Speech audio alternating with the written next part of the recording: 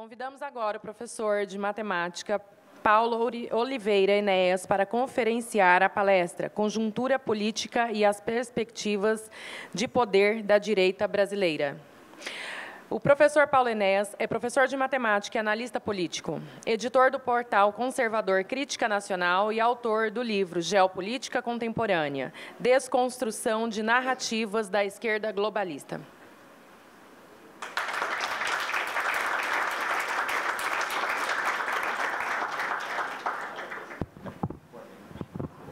Boa tarde. Bom, em primeiro lugar, satisfação muito grande estar aqui. Eu quero começar agradecendo... Opa, estou fazendo uma bagunça aqui, peraí. Quero começar agradecendo o convite que me foi feito para vir conversar aqui com vocês. Agradecendo em particular ao meu amigo Pietro de Senzo, que fez a gentileza de me convidar. Eu sou de São Paulo. Tive até a oportunidade hoje de vir conhecer pela primeira vez aqui a cidade, a cidade de Campo Grande, o estado de Mato Grosso do Sul, né? Para ninguém ficar chateado. E agradecer ao Pietro, agradecer também aos integrantes da direita MS, né, da direita Mato Grosso do Sul, que alguns eu tenho contato já regularmente pela internet, e que fez a gentileza de me convidar. Bom, eu vim aqui conversar um pouco com vocês e até se torna... Pera, deixa eu só ajeitar um pouquinho isso aqui. Acho que está certo, né? Vamos lá. Me sinto até um pouco mais desafiado que o habitual de ser precedido pelas falas muito profundas e substantivas feitas aqui pelo Luiz Vilar e pelo Fred Pontes. Assim, me sinto até tentado a deixar de lado as minhas anotações e entrar um pouco nos temas que eles levantaram. Mas o meu objetivo aqui é tratar de algum aspecto que eu acho que é que também tem importância, porque nós devemos observar o seguinte: a luta política, ou colocando de modo mais amplo, o embate que a civilização ocidental faz em reação ao movimento comunista internacional, que não é de agora, é uma coisa que, se você rememorar historicamente, ela antecede até a Revolução Francesa, ela tem, evidentemente, várias facetas, né? E uma dessas facetas, a luta política institucional convencional, vamos chamar assim, ela é, sem dúvida alguma, uma delas. Não é a mais importante, ou, em alguns momentos, ela pode adquirir uma importância maior ou menor, mas eu quero frisar aqui o endosso que eu faço às colocações feitas pelo Fred e pelo Luiz Vilar, de entender que é no tecido da sociedade, na guerra cultural, na disputa de valores, na disputa de visões de mundo, é ali que se dá a substância da guerra política e da guerra cultural. É fundamental ter isso em mente. Eu, particularmente, me ocupo, nós temos cada um de nós aqui um papel diferente, pelo menos nos atribuímos, né, papéis diferentes. Eu me ocupo, até pela natureza da minha atividade, a tratar do aspecto da política institucional, aquela que é mais visível, né, aquela que é mais perceptível de imediato, que ela tem uma importância, sem dúvida alguma, é inquestionável, mas eu acho que não podemos perder de vista isso, muito que foi reproduzido aqui pelos dois palestrantes que me antecederam, e que estão ancorados, as suas falas, em grande parte, naquilo que é ensinado, na minha avaliação, pelas contribuição da figura mais importante que tem para o pensamento da inteligência brasileira nas últimas décadas, que é a do professor Olavo de Carvalho. Então, aliás, até merece aqui uma saudação, que recentemente estava com problemas de saúde, está de volta, e eu acho que, eu não vou dizer nem os conservadores, mas é a direita, eu diria que a civilização brasileira, a que ainda resta, né, que ainda briga para continuar lutando, luta para continuar sobrevivendo, nós temos um débito muito grande com o professor Olavo, porque a contribuição que ele deu e dá nas últimas décadas, ela é inestimável. Acho que ainda está para ser apreciado, na sua devida dimensão, a importância que teve e tem o professor Olavo de Carvalho na formação de um conjunto relativamente grande, se pensarmos para o trabalho de uma pessoa, né? Então é um conjunto relativamente grande de pessoas que aprenderam com ele, que estão aprendendo, pessoas diferentes, inclusive pessoas que têm diferenças entre si, é legítimo, é bom que tenha essas diferenças, mas o legado já existente de Olavo é inestimável. Então, eu acho que isso é uma coisa que nós, até por uma questão de honestidade, não podemos abrir mão de maneira alguma e deixar de mencionar, né? Bom, então, eu vou então tratar aqui de alguns dos aspectos do cenário político contemporâneo, mas com esse pano de fundo, ou seja, de enxergar que estamos tratando aqui, e eu vou me propor a tratar, de uma dimensão, de uma camada da disputa política, da disputa de poder, da guerra que o mundo ocidental vive e sofre por parte do movimento revolucionário. É uma camada que é importante, sem dúvida, mas ela não é a determinante. Aliás, o que a gente vê nessa camada é a expressão do que acontece no nível mais substantivo da guerra cultural, no tecido da sociedade, e que foram muito bem expressos aqui nas falas anteriores, e que, por isso, eu acho que a minha fala aqui, sem querer faltar com modéstia, ela vai ser uma complementação nesse nível de camada, de compreensão, né? Pois bem, então, falando do aspecto estritamente institucional, digamos assim, eu vou fazer só uma troca, peraí. Alô? Acho que eu fico mais flexível para falar dessa maneira. Você pode abrir uma água para mim? Tá? Bom, qual é o pano de fundo que temos hoje? Acho que é mais importante isso, para entender o cenário político que está ocorrendo no Brasil, de disputa política institucional. Que tipo de pano de fundo nós temos que levar em conta para tentar entender o que está acontecendo? Primeiro, eu vou pontuar algumas questões. Claro que esse tema seria, por si só, muito amplo, então não vou ter a pretensão de esgotá-lo. Então, eu vou pontuar algumas questões. Primeiro, nós não podemos cometer o erro de tentar compreender o processo de disputa de poder político institucional que ocorre no país, que ocorre já a longa data, mas nesse momento, no estágio que ele se encontra, sem levar em conta, obviamente, as disputas de poder dos grandes blocos globalistas internacionais, e, em particular, obviamente, do movimento comunista internacional. Ou seja, você não entende o Brasil, aliás, nenhum país, obviamente, muito menos um país com a relevância e importância estratégica que tem o Brasil, você não enxerga, não consegue compreender que disputa política real acontece aqui dentro, se você não olhar essa disputa espelhada na disputa que existe no âmbito internacional entre, de um lado, globalistas e seus aliados, e hoje eu chamo mais do que aliados, seus serviçais, que são os comunistas, e os seus aliados estratégicos, circunstanciais aqui no Ocidente, que é o mundo islâmico. Então, esse é o bloco inimigo da civilização ocidental. Globalistas, movimento comunista, que hoje se serve dessa elite globalista para levar adiante o seu projeto, e os seus aliados islâmicos. É isso que temos de um lado. E, de outro lado, o que temos? Nós temos uma reação, aquilo que eu chamaria de uma reação, que algumas pessoas chamam de nacionalista, outros chamam de soberanista, independentemente do termo que você use, mas seja do que for, há no Ocidente uma reação por parte daqueles que perceberam o caminho que a civilização ocidental estava tomando, em alguns lugares um caminho aparentemente irreversível, como, por exemplo, o processo de islamização na Europa. É um dado objetivo. Se hoje, a partir de hoje, não houver mais, não entrar mais nenhum invasor muçulmano no continente europeu, se não houver mais nenhum atentado terrorista, não que isso vai acontecer, mas hipoteticamente, ainda assim, nós temos um processo muito grave na Europa de substituição civilizacional. Um processo que iniciou-se após a Segunda Guerra, quando o ingresso maciço de muçulmanos, por razões que nós podemos até discutir em outro momento, tem a ver com razões econômicas, nesse caso, com a conivência dos liberais europeus, né, porque havia conveniência econômica, e hoje você tem uma situação real de substituição populacional. A civilização ocidental, na sua origem moderna, que é europeia, ela corre o risco de perecer, não por uma guerra convencional, mas por um processo demográfico, de substituição civilizacional. É um dado objetivo que ocorre, em particular, na Europa ocidental. Você vê números, né? Os números de diferenças de taxa de natalidade entre europeus nativos e entre o setor muçulmano da sociedade europeia, sendo que muitos deles, por sinal, são formalmente cidadãos europeus. Então, perceba, esse processo é muito complexo, ele não é casual, enfim, mas há uma reação a isso, uma reação, acho que pontual, algumas delas com uma dimensão muito grande. A primeira reação, que eu chamaria de reação antiglobalista, ela teve início, sem dúvida alguma, com o Brexit, né? Quando os britânicos decidiram sair da União Europeia.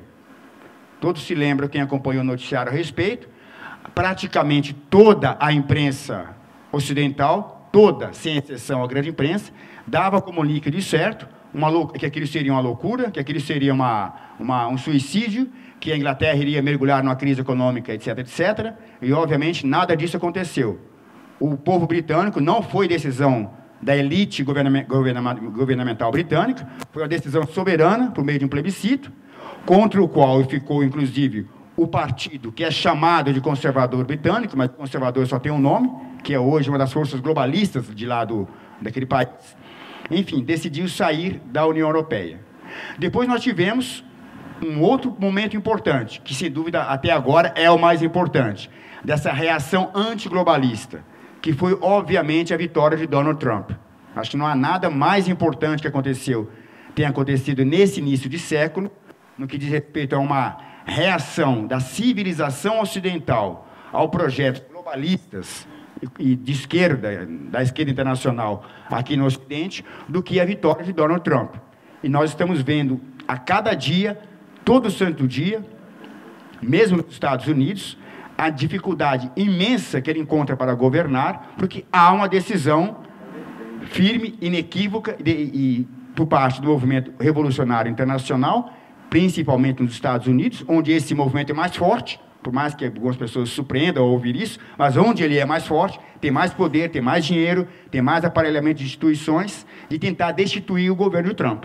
Então, percebam. Então, vocês percebam o grau de enfrentamento que nós temos. Pois bem, podemos também falar aqui de alguns resultados de eleições europeias, etc., mas não vem ao caso. Esse conjunto se reflete no Brasil.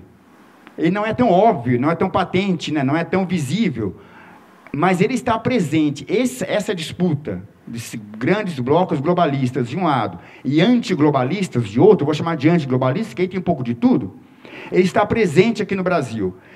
Então, qual seria o desafio nosso, no meu entender? É identificar esses blocos, tentar identificar a ação que, no caso, os blocos globalistas e comunistas, os seus atores, seus representantes aqui no Brasil, quais ações que eles estão tomando, quais as suas estratégias, e para saber se estamos dando ou não as respostas corretas, né? Pois bem, o que a gente tem no Brasil, então, ao longo dos últimos anos? Um apanhado muito genérico aqui. É sabido que o país, desde o final do regime militar, ele vem, obviamente, sendo um país governado pela esquerda. Isso é importante ter claro isso. Teve um interregno aí com Collor, mas a coisa foi um espirro, né? Essencialmente, um espirro. Mas o fato é que, desde o final do regime militar, o Brasil vem sendo governado por forças de esquerda. Quais foram as consequências disso? Podemos pontuar muito rapidamente alguns itens, mas eu acho que todos os itens que nós podemos pontuar em relação ao aumento de criminalidade, em relação à destruição do sistema educacional brasileiro, ele pode ser traduzidos em uma frase, na minha avaliação. Nós estamos assistindo, desde ao final do regime militar brasileiro, um processo de destruição da civilização brasileira. Alguém pode questionar aqui se o termo civilização brasileira ele tem uma precisão conceitual rigorosa. Eu uso o termo no sentido de dizer a sociedade brasileira como expressão da sociedade, da civilização ocidental de base judaico-cristã, que é o que nós somos. Então, nesse sentido, pode-se falar, por abuso de linguagem, de uma civilização brasileira que vem sendo paulatinamente destruída, essa é a minha percepção, desde o fim do regime militar, quando as esquerdas retomaram o poder por vias democráticas, que é fato, mas retomaram o poder. E onde nós assistimos isso? Assistimos isso em alguns fatos que são óbvios, patentes, que é o caso do aumento de criminalidade e violência. Assistimos a um processo de degradação da linguagem. Eu não sou especialista em linguagem, mas qualquer pessoa razoavelmente instruída, da minha geração, até um pouco mais jovem, percebe que, nas gerações mais recentes, a geração mais nova, digamos, a geração que passou pela escola durante o final do governo tucanos e toda a era petista, é uma geração que ela abandonou o idioma português. Isso vale para qualquer classe social, inclusive. Você pode observar isso num estudante de ensino médio que sai de uma escola pública de um bairro de periferia da grande cidade, ou mesmo de uma escola de elite de bairros de classe média. Nós temos um processo de destruição da linguagem, de ressignificação das palavras. Nós temos nós estamos passando por um processo em que a escola passou a ser o elemento de indução de comportamento. Tudo aquilo que o Luiz falou aqui sobre a questão de ideologia de gênero, a discussão sobre escola sem partido, o que você vai observar na sua essência da coisa? A escola passou a ser, por meio do aparelhamento que a esquerda faz da instituição, local para, fundamentalmente, você produzir uma indução de comportamento. Seja um comportamento, até mesmo no aspecto da vida sexual, seja no comportamento, assim, da atitude do indivíduo diante do mundo, da realidade, diante da autoridade, diante da família e do que quer que seja. Ou seja, nós temos processos, na verdade, de destruição civilizacional, onde está se dizendo, em particular, a juventude brasileira, para ela abandonar... Oh, meu Deus, papéis que estão voando. Está dizendo para a civilização brasileira, para a juventude brasileira, abandonar qualquer referência de brasilidade, qualquer referência ao seu idioma, qualquer referência a uma suposta, ainda imaginária, tradição cultural brasileira. Ou seja, estamos criando uma sociedade altamente vulnerável para qualquer mecanismo de guerra cultural. É isso que nós temos hoje. Pois bem, esse processo veio acontecendo, é sabido, a despeito do Estado brasileiro, do Brasil ser um país, no caso da educação, eu falo porque eu sou da área, embora afastado há muitos anos, ser o país no Ocidente, e no mundo seguramente, onde mais se gasta com educação, em termos absolutos e relativos, né? Você pega o gasto absoluto do brasileiro, a dotação orçamentária pública para a educação, você vê lá os números, está entre os maiores do mundo. Você pega esses números, compara com a população e o PIB, etc., o gasto relativo está entre os maiores do mundo. E nós temos hoje o pior, eu diria que o pior, ou entre os piores sistemas educacionais se comparar com qualquer país do Ocidente. Está entre os piores. Ou seja, isso não foi casual, não foi resultado de má gestão, né? O discurso aí tucano não é má gestão. No meu estado, em particular, em São Paulo, o estado mais rico da federação, eu afirmo categoricamente que 8 cada 10 professores da rede pública de ensino do estado não dominam a língua portuguesa. É fato. Eu fui professor muitos anos na rede pública, inclusive. Então, nós temos um problema fundamental. Isso, para mim, leva àquilo que eu estou chamando de destruição civilizacional. Que você tem a perda do idioma, perda de qualquer referência da história real do país, né? Você tem perda de referência ou de entendimento de nós como sociedade, como sendo herdeiros ou continuadores de uma civilização que tem bases éticas e morais muito bem definidas, que é a civilização judaico-cristã. Você perde isso, você perde idioma, você induz comportamento, você destrói qualquer noção de autoridade. Quem ainda, não sei se aqui tem professores aqui do estado, sabe que a autoridade de professor em sala de aula, ela não existe mais. Ela tornou-se uma ficção. Porque o conjunto de ações, inclusive levadas a cabo pelos próprios professores, aqueles que são chamados doutrinadores, que eu vou usar o termo aqui apenas para facilitar a nossa fala, também induzem a isso. Então, você tem na sociedade, no seu tecido social, numa área que é importante, que é da educação, um processo que vai sendo de corrosão de todos os valores.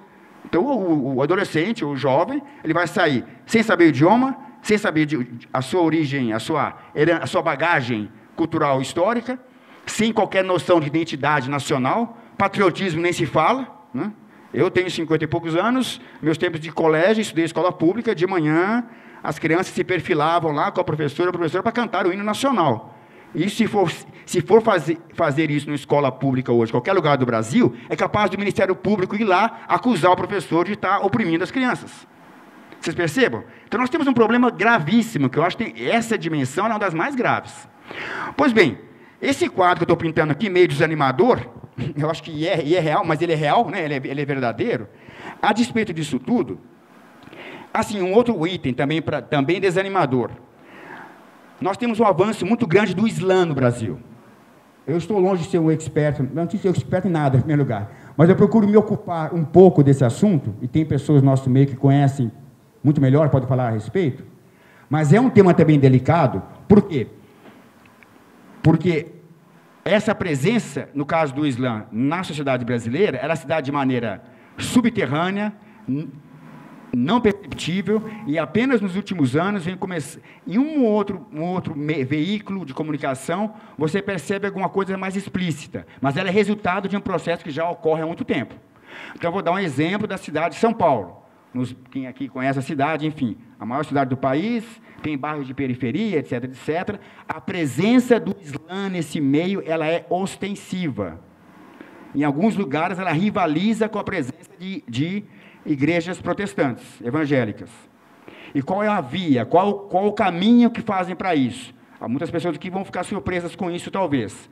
O caminho e a via é, junto aos setores mais jovens, por meio do funk e do rap. Pode parecer inacreditável para alguns, mas eu estou falando com base nas coisas que eu observo. Eu não conheço aqui a cidade de Campo Grande, não sei como que é essa característica, mas é fato. Você pega o funk, o rap e esses gêneros, entre aspas, musicais, eles têm servido de vetores para você introduzir o Islã junto às camadas mais pobres da população. Hoje, você vai no bairro de periferia de São Paulo, algumas pessoas me falam que no Rio de Janeiro tem algo também acontecendo em escala parecida, mas eu não sei dizer, quantificar aqui. Praticamente, os líderes daquilo que seria o correspondente a uma mesquita, mas tem um outro nome que me foge agora, Mecas, mas tem um nome que seria aquilo anterior a uma mesquita, né, que seria uma casa islâmica de cultura, de... Não, não é as taricas, não. É um nome que eu vou lembrar, mas não é a tarica. A tarica é sobre sofisticação, né, para pensadores e tal. Mas, enfim, centros de cultura de tradição islâmica, alguma coisa do gênero, de prática religiosa. Enfim, quase todos os seus líderes, em bairros de periferias da cidade, são pessoas, líderes comunitários, que se projetaram ou por associação com o crime, como sempre, com o crime local, ou por meio do funk e do rap. Vocês percebam, esse vetor está sendo usado para a presença do Islã aqui no país. E qual é o discurso que esse segmento usa para conquistar, principalmente para os segmentos mais jovens da população? É um discurso de esquerda, vitimismo, discurso racista, né, contra a polícia, contra evangélicos, né, porque se percebam. Então, esse que é a narrativa é feita dessa maneira. E aí conseguem captar uma parcela expressiva da juventude de bairros de periferia é dessa maneira. Então, esse é o quadro que temos, senhores. Movimentos, o país, a sociedade brasileira, com um grau de fragilização civilizacional acentuado, decorrente de mais de 30 anos de ação deliberada do Estado, controlado pela esquerda, social-democratas e comunistas e socialistas, que destruiu o sistema educacional, criou uma cultura de dependência do Estado. Isso para não falar dos aspectos outros da guerra cultural, que nem entrei aqui, universidade, televisão, etc, etc. Enfim, e de outra presença do Islã. Pois bem, esse quadro muito pessimista, que eu admito, mas que é realista, é a realidade que tem hoje em muitos locais do país, até onde eu posso perceber, a despeito disso tudo, a gente começa a perceber uma reação, né? Por incrível que pareça, a despeito disso, assim, tudo isso somado com uma ausência, né, ao longo também, desde o final do regime militar, a ausência absoluta e completa de uma direita política organizada como alternativa de poder na sociedade. Essa foi, desculpe a palavra dura, a desgraça da sociedade brasileira desde o final do regime militar. Acabou o regime, houve a chamada redemocratização, e o que nós assistimos? A predominância completa dos dois grandes blocos de esquerda, né, representados, de um lado, pela social-democracia tucana, do outro lado, os comunistas socialistas, pelo PT, com seus respectivos aliados, como protagonistas quase únicos, né, da disputa de poder na sociedade brasileira, e a ausência completa e absoluta de uma voz de direita. Exceto, é claro, vozes pontuais, individuais, mas do ponto de vista de força política para se contrapor, para se apresentar como alternativa política, até 2014, virtualmente inexistente. Então, o Brasil, um país de ainda uma maioria cristã conservadora, precisou assistir, durante mais de 30 anos, a um processo em que o brasileiro era dado a ele a opção real de poder no campo da esquerda unicamente, entre comunistas e socialistas de um lado, ou social-democratas, fabianos, como se chama, de outro. Né? Um quadro tão ruim assim, não poderia, em princípio, imaginar que haveria algum tipo de ruptura no curto prazo. E aqui você é obrigado a usar aquela afirmação que até o coronel N. Fontenelle, muitas vezes, ele até usou, aquela ideia de que Deus é brasileiro pode ser um pouco verdadeira. Porque a partir de 2013 e 2014, por uma série de fatores, começou a existir no Brasil uma reação desorganizada, desarticulada, e muitas vezes cometendo erros, até eu diria, banais de estratégia política, mas seja como for, a sociedade brasileira começou a reagir a essa hegemonia completa e absoluta da esquerda. Uma reação, eu chamaria de alguns aspectos espontânea, outros organizada, mas de maneira muito precária, mas é fato. Onde se dá essa reação? No meu entender, ela se dá em dois grandes... Você pode perceber essa reação entre várias facetas, mas eu vou tomar atenção aqui para duas. A primeira delas, começa a haver uma contestação por parte das pessoas comuns. Quando eu falo pessoas comuns, todos nós aqui somos pessoas comuns, mas eu digo as pessoas que não estão engajadas em atividades, em grupo, em ativismo político. A pessoa comum, realmente, aquela que sai de manhã para trabalhar e volta à noite para sua casa, cuidar da sua vida e da sua família. Não está comprometida com outra atividade política, digamos, né? Ou de qualquer natureza. Mas por parte dessa grande, que é a grande maioria, obviamente, uma parcela expressiva desse segmento da população começou... É claro que tem aí o fator internet, informações fluindo com um pouco mais de facilidade, etc. Começou a contestar as narrativas impostas pela esquerda ao longo das últimas décadas. Começou a acontecer, então, um fenômeno que eu chamo, apenas de maneira alegórica, começou a haver uma rachadura no edifício gramsciano, né? O gramscianismo, que eu acho que muitas pessoas aqui sabem, mas eu não vou ter a pretensão de me estender, você pode chamar de gramscianismo, de maneira muito sintética e imprecisa, tudo aquilo que corresponde a estratégias e ações concretas da esquerda, do movimento comunista, na esfera da guerra de cultura, de valores. Então, ele leva você, o gramscianismo leva as pessoas de bem, pessoas cristãs, inclusive, a defenderem valores e agendas e pautas revolucionárias. E elas fazem aquilo por não compreenderem, né? Não porque fazem por má fé, mas por não compreender, porque a estratégia é tão bem feita que leva a pessoa a abraçar aquela causa sem se dar conta disso. Então, um exemplo obviamente, todos nós somos contra o racismo, somos contra a discriminação de qualquer indivíduo pela sua orientação sexual, somos contra, obviamente, discriminação de direitos para as pessoas em função de ser homem ou mulher, assim por diante.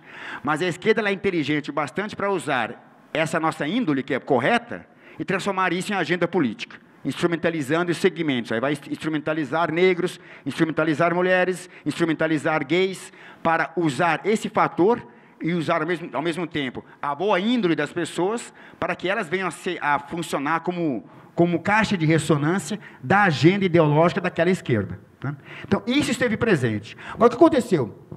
Alguns itens dessa agenda de esquerda, expressa por meio do gramscianismo, que eu chamaria, começaram a ser contestados. Ou seja, aquela hegemonia que a esquerda tinha para explicar as coisas, e a explicação que ela dava era a única aceitável, ela passou a sofrer algum tipo de contestação. Talvez o item dessa agenda, cuja contestação é mais evidente, são vários. Vários não, infelizmente, alguns. Mas um em particular. Por exemplo, questão da violência. Qual era aliás, da criminalidade? O argumento, assim, que era 11 em cada 10 comentaristas de emissoras da grande imprensa, intelectuais, etc., diziam que a violência tem causas sociais, o bandido é vítima da sociedade, a polícia que é violenta, né? É a polícia que mata, porque mata preto, mata pobre, não sei o que, aquela conversa toda. Enfim. Isso começou a ser contestado. Porque a violência, a criminalidade cresceu de tal modo, as pessoas comuns no seu dia a dia, elas percebem que entre aquilo que dizem os ideólogos, os propagadores da agenda esquerdista falam, e a realidade vivida por ela é outra. O policial não é inimigo da população, a polícia não é violenta, isso é mentira. Quem é violento é o criminoso, e a polícia tem que reagir para a violência do criminoso. O criminoso não é um coitadinho, ele não vai roubar porque está passando fome, porque quem está passando fome vai bater na porta do vizinho, pedir um prato de comida, vai para a sua igreja pedir uma ajuda. Enfim, as pessoas começaram a perceber um segmento da população, esse discurso passou a não mais ser aceito facilmente. Então, começou a haver, paulatinamente, na sociedade brasileira, começou a haver algum tipo de reação espontânea. Eu não sei identificar a sua origem. Assim, muita gente precisa fazer um esforço para identificar o que está motivando, qual que é o tamanho dessa reação. Mas o fato é que ela existe. Isso é muito importante. Hoje existe uma contestação objetiva, por uma parcela expressiva, que eu não sei quantificar, da sociedade brasileira, em todos os setores sociais, as narrativas que a esquerda vinha impondo de maneira hegemônica até aqui. Então, eu falei o caso da violência, da criminalidade, você pode estender isso para, por exemplo, aborto, assassinato de fetos. A maioria da população brasileira continua sendo contrária e ponto final. Não adianta ir lá na Rede Globo, ir lá na novela, falar não sei o quê, que as pessoas vão contestar. Né? Na educação, exemplos, existem até em programas de televisão, existem algumas poucas iniciativas, infelizmente ainda poucas, espero que se amplie, de escolas que são administradas pela Polícia Militar, pelas Forças Armadas também, no Exército, né? Por meio das polícias militares ou das Forças Armadas. Pois bem, o que nós observamos principalmente nos veículos de grande imprensa? A imprensa toda, 11 em cada 10 jornalistas são comunistas. Isso eu posso falar com muita segurança, porque eu trabalho com isso. Toda a grande imprensa contesta aquilo, condena. Você vai ver a opinião da pessoa, do público, é 100% contrário. A população apoia, defende, e tem gente com um filho em fila de matrícula para colocar o filho numa escola, que seja administrada pela Polícia Militar. Ou seja, as noções de autoridade, de volta da ordem, de contestação do discurso politicamente correto, elas estão presentes na sociedade, aliás, eu entendo que sempre estiveram, mas elas estão agora se manifestando contra a hegemonia que a esquerda vinha estabelecendo durante várias décadas. Bom, essa quebra de hegemonia, que, como eu disse, ela precisa ser melhor estudada, melhor explicada, eu não tenho a pretensão aqui de dizer qual a origem dela, que eu não sei dizer como se deu e qual que é a sua extensão, mas ela existe. Ela começou a se traduzir, obviamente, na política institucional, que é onde eu vou entrar agora, no campo da política institucional. Quando? Primeiro, 2014, obviamente, houve uma fraude eleitoral, porque ainda foi oferecido aos brasileiros apenas duas alternativas reais de poder, todas as duas no campo da esquerda, né, com os social-democratas de um lado e os comunistas de outro. O social-democrata ganhou a eleição, isso ficou incontestável. A comunista levou porque fraudou, porque roubou a eleição. Isso ficou muito patente. Tivemos, a partir daí, o processo de impeachment, que não é o caso que agora de estender, mas ficou patente, mais uma vez, que o discurso vitimista, o discurso petista padrão, começou a perder fôlego, perdendo, até chegarmos à situação que estamos hoje. Pois bem, então, eu entendo que hoje o Brasil, a direita brasileira, ela tem uma situação muito singular. Nós somos ainda frágeis, do ponto de vista de estrutura partidária e organizacional, não temos estratégia muito clara de ação, eu diria, a rigor, que não temos estratégia alguma, para ser muito honesto. Nós temos pessoas valorosas, temos iniciativas, outras, etc., que fazem coisas muito importantes, mas se pensar na direita como uma força política organizada na sociedade brasileira, ela não existe ainda. Existe, não com essa característica. Né? A despeito disso tudo, nós estamos numa situação muito singular. Nós temos possibilidade, que não é garantida, mas apenas a possibilidade, de conquistar o poder esse ano via as eleições. Vocês percebam a singularidade que o país vive, porque o processo foi tão acelerado de desgaste da esquerda, por razões que eu volto a insistir aqui, que eu acho que precisam ser melhor estudadas, as pessoas que se debruçam sobre isso, precisariam tentar entender melhor, inclusive eu próprio, né, tentar entender melhor, mas se deu de maneira tão acelerada que os fatos recentes estão mostrando isso. Eu vou citar só alguns. nós vimos a prisão do Lula. Qual era a fala, qual era o discurso que a esquerda plantava que iria acontecer com o país se Lula fosse preso? E que teria guerra civil, o exército de Estado iria botar terror, etc., ia ter sangue derramado, blá, blá, blá. Bom, o que aconteceu com a prisão do Lula? Eu usei uma frase esses dias numa conversa com uma pessoa.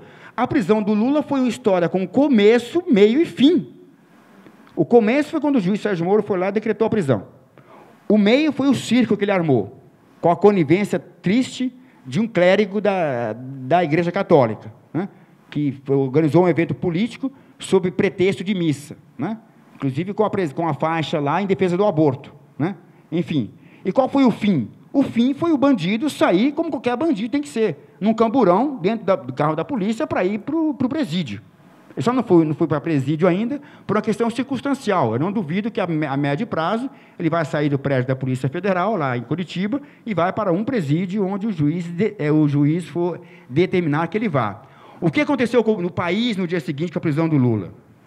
Até disse brincando, no dia seguinte teve final de campeonatos estaduais, né? As pessoas estavam preocupadas com a vitória do Corinthians em São Paulo, aqui não sei quem ganhou, e assim por diante. Enfim, ou seja, o país não mudou. Ou seja, nós continuamos, claro, com os mesmos problemas, mas a vida objetiva das pessoas continuou da mesma maneira. Então, a capacidade da esquerda de promover aquilo que eles prometeram, né? Uma guerra civil, um caos, uma desordem absoluta, no campo da sociedade, não aconteceu. O que aconteceu, e vai continuar acontecendo sem dúvida, são as ações criminosas dessa própria esquerda, inclusive algumas ações que são levadas a cabo por ela própria ou pelos seus agentes, né, pelos seus operadores, como MST, etc., e pelo mundo do crime organizado, com a tentativa de promover desestabilização. Mas, na minha avaliação, essas ações hoje, no âmbito do tecido da sociedade, elas, no máximo, conseguirão produzir a necessidade de uma reação da polícia, reação policial mais dura. Nós assistimos isso também em Curitiba, no dia que chegou lá o criminoso. Botaram ônibus, estão pagando pessoas para ir para lá, etc., fizeram um cerco da sede da Polícia Federal. O que a PM do Paraná fez no dia? Ela usou de maneira tática, inteligente, afastou aquele grupo de pessoas, o bandido foi lá, entrou lá para a sala, né, onde ele está preso, e lá permanece. Tem agora no entorno do prédio da Polícia Federal, criaram lá alguém, usou até uma expressão, né, um Woodstock, né, um bando de delinquentes, de indigentes, é até triste, são pessoas que estão sendo manipuladas até, gente que está sendo paga para ir para lá, para ficar dormindo, para dizer que está protestando contra a prisão do Lula, mas nem sabe o que está fazendo lá. Ou seja, a esquerda não tem essa capacidade de mobilização no âmbito do tecido da sociedade para promover um grau de desestabilização tal que venha, eventualmente, a gerar a necessidade de uma ruptura de poder institucional de modo mais firme. E é isso que eu vou entrar agora para finalizar a minha fala, que eu acho que faltam alguns minutos, né? Só para finalizar. O que a esquerda quer hoje, né? O que ela tem em mãos, que é importante também entender o que o inimigo vai fazer, né? O que ele quer, o que ele pretende, quais são os meios que ele tem e quais são as possibilidades, né?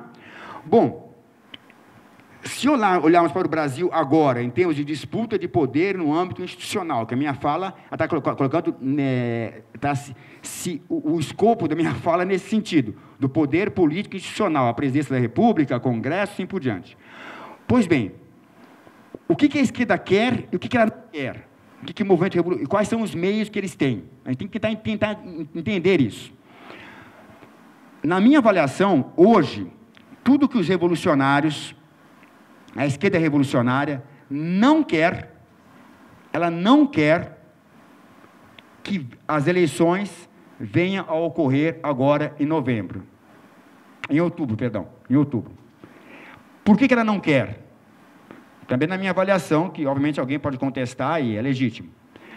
Eu avalio que hoje a esquerda revolucionária, quando eu falo esquerda revolucionária, é a parte da esquerda que não é tucana, né? É tudo o seu resto e seus assessores, os seus aliados.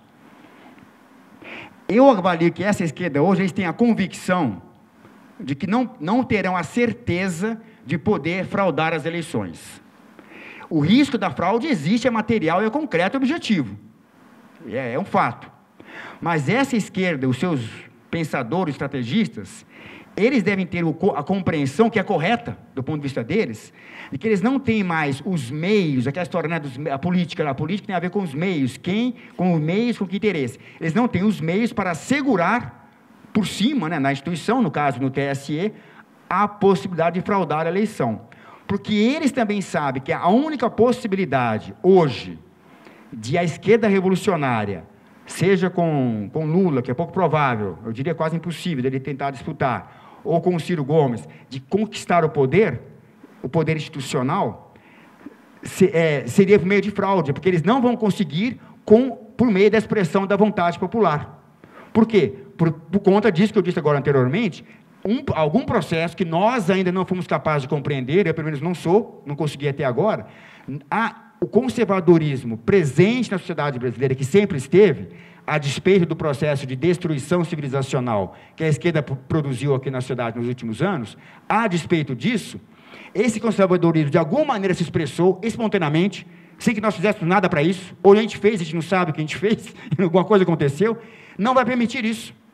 Hoje o fato de um nome como o de Jair Bolsonaro ser inquestionavelmente o nome que apresenta todas as possibilidades de conquistar a eleição para a presidência, com todas as limitações que possa ter a sua estrutura de pré-campanha, que são várias, por sinal, é um indicativo disso, porque as pessoas estão identificando na sua fala, na maneira de colocar as coisas, os ativistas têm todo o direito de fazer críticas, ter objeções, é um debate entre ativistas, isso que não é nenhuma questão. Mas o cidadão comum, aquele que não é ativista político, não é ligado a grupo A ou B, ele percebe aquela fala, o quê? Ele identifica aquele discurso que ele espera desde o final do regime militar. Alguém que vai chegar para ele e dizer, o problema na sua escola, lá na porta da escola do seu filho, que tem lá alguém vendendo droga, tem que pegar aquele bandido e prender, e ponto final. Não é que, nós vamos fazer uma gestão do Estado mais eficiente para evitar... Não, isso é conversa para boi dormir. Porque a gente sabe que é conversa para boi dormir. Então, pela capacidade que ele tem de expressar as coisas, não de maneira populista, né, como a esquerda gosta de dizer, né, não é populista, é falar dos problemas reais da sociedade tem, de uma maneira que as pessoas... E comprometer-se a apresentar soluções reais para esse problema, e não ficar procurando tangenciar esses problemas com um discurso dissimulado, que é que todos os demais atores políticos fazem, dá a ele essa dimensão. Então, o fato de ser o nome, então, o fato de termos a possibilidade real de conquistarmos a vitória, com todas as dificuldades e riscos que o processo ainda apresenta, particularmente em relação à fraude. Mas, com essa possibilidade grande que temos de um lado, e de outro, com a esquerda, sabendo que eles não terão garantia de poder fraudar o processo. Eles podem fraudar ainda, podem, não podemos ser ingênuos, eles podem fraudar, mas eles não têm a garantia de que vão poder fraudar, como tiveram a garantia em 2014.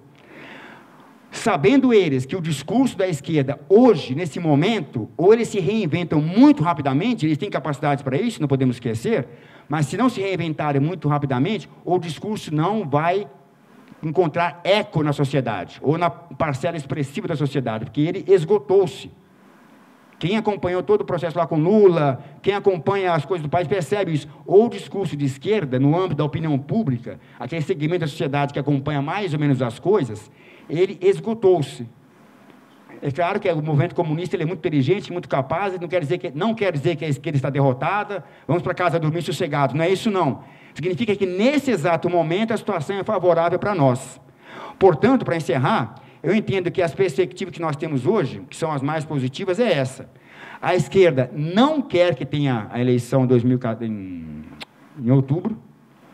Para impedir isso, ela vai tentar, de todas as formas, desestabilizar o país, a ponto de, isso é mais delicado, a ponto de forçar uma ruptura institucional, inclusive pelas Forças Armadas, que se o fizerem, o farão por bons motivos, inquestionavelmente, mas irá criar uma situação para dar à esquerda a justificativa, lá na frente, de que ela foi vítima de um golpe, etc., etc., né? Enfim, então elas querem forçar isso, né? Vão tentar fazer para a base da sociedade? Vão conseguir? Particularmente, eu acho difícil. O exemplo da prisão do Lula, dos últimos 10 dias, mostrou a sua limitação. Podem fazer, talvez, por cima, pelas instituições, que a esquerda tem um controle ainda muito grande, quase absoluto, das instituições de poder no âmbito do judiciário. Para finalizar, o STF. Foi extremamente importante o Twitter, né, do general Vilas Boas, um dia antes do STF julgar o habeas corpus do Lula. Imagina, vocês perceberam a repercussão enorme que teve aquilo. Fez o STF recuar.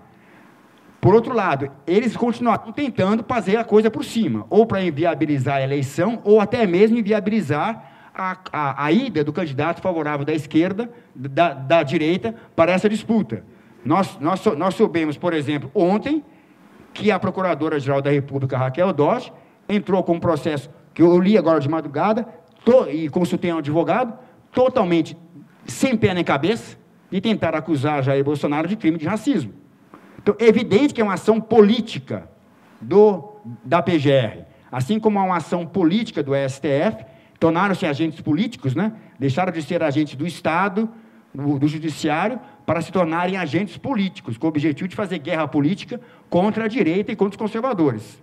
Então, é esse o quadro que nós temos hoje. É um quadro, na minha avaliação, que nos é positivo. Nós não podemos ser pessimistas, né? Tem que ser o mais realista possível. Sendo realista, eu diria que o quadro nos é positivo e favorável, mas, ao mesmo tempo, extremamente desafiador, porque se, de um lado, a esquerda não vai conseguir, na base da sociedade, com seus movimentos, com seus mortadelas, com a sua militância que está minguando, aquilo lá em Curitiba, por exemplo, eu aposto com quem quiser, nós estamos hoje dia 14 de abril, não dou um mês, aquele circo lá em torno de Curitiba vai acabar, aquela militância, vai ficar meia dúzia de gato pingado lá, que vai estar indo lá todo dia em troca de R$30. Eles não têm esse fôlego. O MST, na hora que endurecer um pouco mais, a polícia vai lá, baixa o cacete e resolve. E a população aplaude. Então, eles não têm poder de desestabilizar a sociedade na base. Não têm poder de mobilizar os seus aliados no mundo do crime. Isso é importante. E por quê? Porque a intervenção federal no Rio de Janeiro, a ação de inteligência que está sendo feita no Rio de Janeiro, por meio da intervenção, tem criado muitas dificuldades para o mundo do crime organizado, principalmente em relação a fluxo de recursos. Isso é um tema que pode até tratar em outro momento, mas isso tem informações de que isso está acontecendo.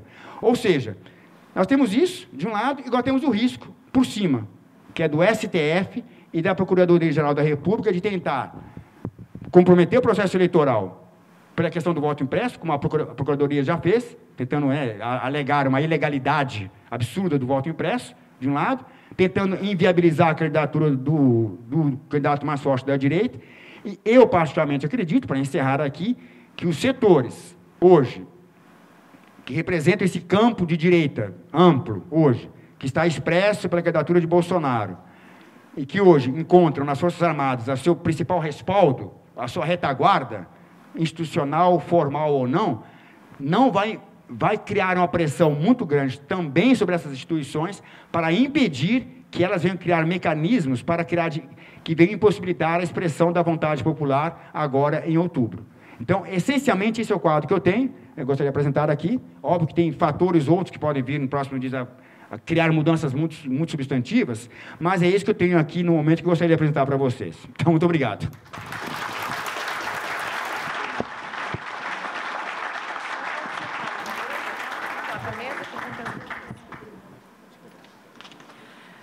Nós já temos algumas perguntas ali com o professor Frederico. Mais alguém? Mais alguma pergunta? Nós vamos iniciar, então, as respostas. Parabéns, mestre Paulo. É um prazer ouvir o senhor, sua experiência, seu conhecimento. Aqui o João Neves Júnior. Grande João. Tamo junto. Diz aqui, qual a atitude da sociedade perante a avassaladora dominação da cultura / educação brasileira, homeschooling, tirar os filhos da escola? Qual seria, então, a atitude da sociedade perante esse processo, Paulo? Pois é. Opa, está aqui o microfone. Não, eu não entrei aqui na área das propostas, né? Eu propus a fazer apenas o diagnóstico, que é temporário, provisório, da situação política de momento. Em setembro, a pergunta feita pelo João Neves. João Neves, obrigado. Em setembro do ano passado, nós organizamos em São Paulo, no caso, uma conferência do Crítica Nacional, que é o jornal que eu edito e no qual eu trabalho, onde foi apresentado a proposta foi outra, não é de fazer diagnóstico, é de apresentar, em linhas gerais, o que seria um programa mínimo, né? Programa, na linguagem da antiga, né? O que seria um programa mínimo que o país deveria abraçar, ou que a direita deveria abraçar, para atacar os problemas centrais da sociedade brasileira. Um programa no que diz respeito a ações políticas no âmbito institucional, né? Estou falando nesse sentido. No que diz respeito à educação, à cultura e à educação. Pessoalmente, a posição que já vi gente também fazendo algumas observações, mas eu acho que vale a pena mencionar aqui. Eu entendo que hoje a escola brasileira não tem mais futuro. Eu sou muito pragmático nesse sentido, até por experiência própria. Se tem alguma coisa que tem que ser jogada no lixo e recomeçar do zero, é a educação. Porque não há meios. Você tem um processo de 2 ou 3 gerações em que a universidade, já instrumentalizada pela esquerda, forma professores esquerdistas que vão para os colégios, formar também estudantes que vão se tornar esquerdistas, e aqueles estudantes que foram para a faculdade vão se tornar... E é um ciclo. Você não vai quebrar isso como? Vamos nós, conservadores, tomar espaço nas universidades? Eu não sei. Pode ser um caminho. Mas pensando agora do ponto de vista de ação institucional de governo, eu entendo que tem 2 medidas que têm que ser tomadas. Primeira, é preciso, tem gente que não concorda, gente séria, quem eu conheço, que discorda de mim, então é legítimo, né?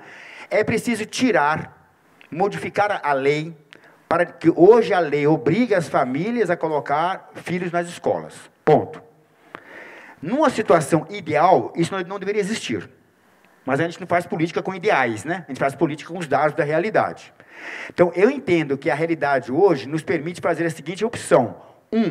Modificar a lei para dizer o seguinte, de alguma maneira, não sei, não sou legislador, enfim, mudar a redação da lei, mas para dar às famílias, você vai ter que continuar pondo a obrigatoriedade de educação formal ainda assim, infelizmente. Porque você tem um setor da sociedade brasileira que está tão destruído civilizacionalmente, que aquela família não vai dar educação nenhuma para o seu filho. É um fato objetivo. Então, você tem que atacar esse problema. Ataca como? Muda a lei, dando às famílias, estabelecendo ainda a obrigatoriedade de dar algum tipo de educação formal. Ponto. Deixem aberto o tipo de educação formal que vai ser. A família ela vai ter que se escolher, digamos, ou colocar o filho numa escola, ou fazer o homeschooling, que é a educação domiciliar. E, consequentemente, legalizar, até onde for necessário e possível, a chamada educação domiciliar. Eu acho que essa é a primeira medida. Idealmente, vou falar aqui em termos de ideais, mas eu volto a insistir, a gente não faz política com ideais, faz política com dados concretos. Para mim, idealmente, você iria extinguir a necessidade de mandar filho para a escola. Para mim, hoje e amanhã, esvaziava todas as escolas, eu não tenho dúvida. Desde o prezinho até qualquer universidade, até a Universidade USP, Unicamp, o Diabo 4. Esses locais não servem para mais nada, tirando alguns nichos aí específicos de ciências naturais, você tirando... Mas no que diz respeito à educação básica de jovens e adolescentes, ginásio e colégio, para mim essas escolas deveriam ser esvaziadas. Seria a melhor coisa que poderia acontecer no Brasil hoje. Tornaram tóxicas, você não tem mais o que fazer lá. Quem é professor aqui, deve ter professor aqui, eu suponho, eu não sei, eu conheço de São Paulo, você não tem mais o que fazer lá. Porque o material humano é irrecuperável. Desculpa falar isso, é muito duro, mas ele é irrecuperável. O material didático é recuperável, o material humano é recuperável, aquele crime chamado construtivismo, daquele picareta e vigarista do Paulo Freire, não tem mais solução, você tem que começar do zero. Como você não pode fazer política de modo destrambelhado, você tem que fazer base na realidade, começa primeiro você tirando a obrigatoriedade de ir para a escola, coloca a opção de homeschooling, aí entra a ação dos conservadores, que os conservadores, as pessoas que se ocupam disso, criem então as empresas de homeschooling, educação domiciliar, tem que ter algum tipo de regulação, idealmente não teria, mas vai ter que ter, não tem jeito. Cria algum tipo de regulação para que os conservadores possam, então, passar a oferecer a educação... Porque não fala educação familiar, não é que o pai e a mãe vão ficar lá ensinando português, matemática, ciência, para os filhos que não tem muita habilidade para isso. Ele, o pai e a mãe, vai contratar serviço privado de educação de acordo com o seu critério. Eu quero que meu filho venha aprender aqui uma educação católica, ele vai ter direito dele. E se ele também não quer ter educação religiosa, é um direito, em princípio, enfim, que o seja. Então, o caminho seria esse, legalização de homeschooling e tirar a obrigatoriedade de colocar filho na escola. As famílias continuam sendo obrigadas a dar algum tipo de educação formal. Essa obrigatoriedade tem que existir ainda, infelizmente. Mas tira da escola o monopólio da educação formal. Isso seria, acho que, um primeiro passo. As mudanças estruturais na educação, mesmo pode até falar no outro momento, eu acredito que elas vão ter que ser por meio de um tratamento de choque. Eu não acredito hoje no governo de direita, a partir do ano que vem, por exemplo, que você consiga fazer alguma mudança interna nessa estrutura de maneira homeopática, porque o grau de contaminação ele é extremo, e não é um fenômeno só brasileiro. São internacionais. Você pega a escola, por exemplo, vamos entender um pouco rapidamente, pega universidades de elite nos Estados Unidos, você tem lá resoluções das universidades, por exemplo, em que um professor de literatura diz que não vai mais ensinar Shakespeare. Vejam bem, universidade americana, onde se fala, obviamente, inglês, onde, obviamente, Shakespeare, o pai da língua inglesa, não vai ensinar mais Shakespeare porque ele era branco. Isso está em universidades da elite americana dos Estados Unidos. Então, veja, o processo que a esquerda, os revolucionários fizeram de destruição do sistema educacional, desde quando ele saiu da esfera da escolástica para ir para a esfera laica, que foi a maior tragédia que aconteceu com a educação do mundo, ela chegou nesse ponto. Né? Então, hoje, não deve ter um estudante americano lá, de alguma universidade de elite, caríssima, ele não vai estudar Shakespeare, porque Shakespeare era branco. Vocês perceberam o grau de loucura que a coisa chegou. Né? Aqui no Brasil, um reflexo disso. Mas, para uma solução pragmática, política, imediata, para o que o João perguntou, seria isso. Dar às famílias a opção, quer dizer, uma obrigatoriedade com duas opções. Ou educação numa escola pública ou privada, como é hoje, ou no homeschooling. Para mim, o caminho da homeschooling é o caminho de imediato, o primeiro passo para começar a resolver o problema da educação. Muito obrigado, mestre Paulo. Agora tem uma pergunta aqui do Roger. Ele pergunta para você aqui. Se acontecer do candidato de esquerda, Ciro Gomes, for eleito, um congresso conservador forte seria uma válvula de escape? Nossa. Bom, se Ciro Gomes for eleito, é que nós estamos todos errados aqui, né? Nossos diagnósticos. Primeira coisa, então vamos ter que reconhecer por meio, inicialmente, isso. A possibilidade, temos que entender, eu vou usar até a expressão do professor Olavo de Carvalho. Ele diz que existe um candidato nacional, um termo curioso isso, né? Ele diz que no Brasil tem hoje um candidato competitivo que é nacional, que é o Jair Bolsonaro. Os demais são agentes globalistas. Um pré-candidato que teve evidência com o prefeito de São Paulo, que é o Dória, tem claras ligações com o mundo islâmico. Eu moro na cidade de São Paulo. Dória promoveu ações até poderiam ser contestadas legalmente, ações de apoio da prefeitura a proselitismo islâmico na cidade de São Paulo. Está lá, no site da prefeitura, constitucional, está feito lá. Promoveu ações de desarmamento. E assim por diante. O Ciro Gomes está assumidamente aliado ao Partido Comunista Chinês e já prometeu que se ganhar vai estatizar não sei o quê. Ele está prometendo o programa mínimo de Trotsky para a Revolução. Né? Ele está oferecendo isso para os brasileiros. Né? Alckmin deixou claro que talvez seja o candidato competitivo mais forte, que vai ter pela máquina do PMDB, do PSDB, etc., já deixou claro a sua guinada do seu discurso à esquerda para fazer frente à força da direita. Então, qualquer candidato não nacional que venha vencer, hipoteticamente, Álvaro Dias, acho que é um esquerdista disfarçado. Ele não vai ter... Ainda defendeu a Dilma, enfim. Ou seja, não é questão de a gente quer. Eu queria que tivesse um cara tão bom quanto o único que tem, que é o Bolsonaro, para fazer contraponto, mas não tem. Se você pega todos os nomes, você vai perceber ligações de alguma natureza com a agenda esquerdista.